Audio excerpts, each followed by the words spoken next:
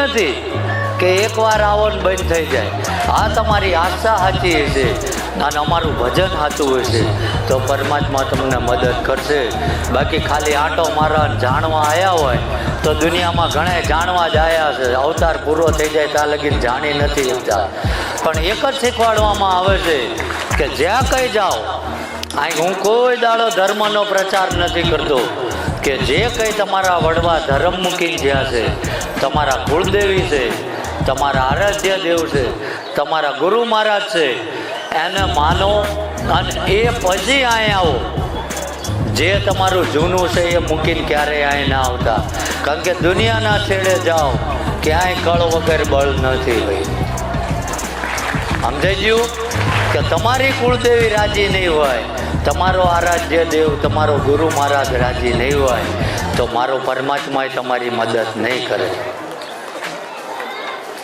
એટલે આ જગ્યામાંથી એ જ શીખવાડવામાં આવે છે.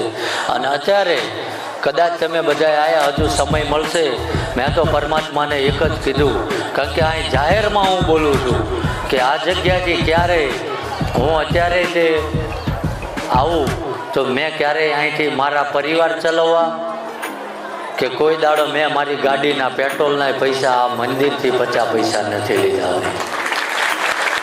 જે કંઈ ચાલે છે એ મારી બાપ દાદાની મિલકત છે અને હું જે નોકરી કરું એ પગારના ગુજરાત મારા પરિવારનું એના ઉપરથી ચાલે છે.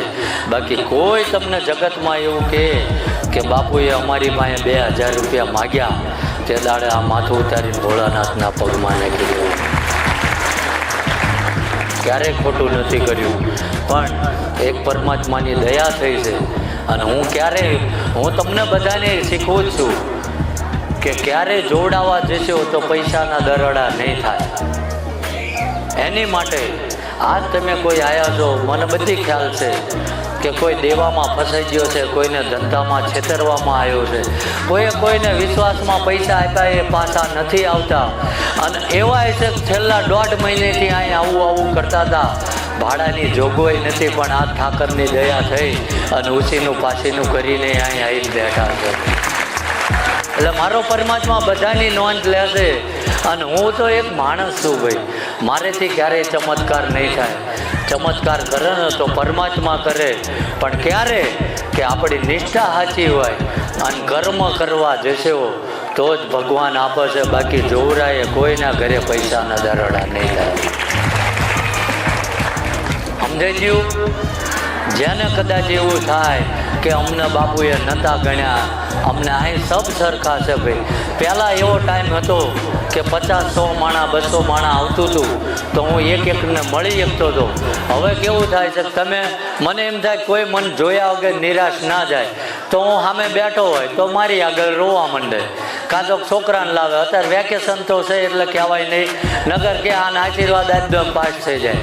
જો મારા આશીર્વાદ લાગે પાસ થઈ જતા હોય આટલી નિહાળ્યું ચાલતી જ ના હોય. એટલે અંધશ્રદ્ધામાં ના જશો. કોઈ પીડિતને લઈને આવે, આને કેન્સર છે બાપુ માથે હાથ મૂકી દો. હવે જો મારા હાથ મૂકવાથી એનું કેન્સર મટી જતું હોય તો હું કદાચ આટલી મોટી હોસ્પિટલના ઝાપે જ ના બેવું. એમ્બ્યુલન્સમાં ઉતરો, માથે હાથ મૂકું, લઈ જાઉં. એટલે આ બધું નથી થતું.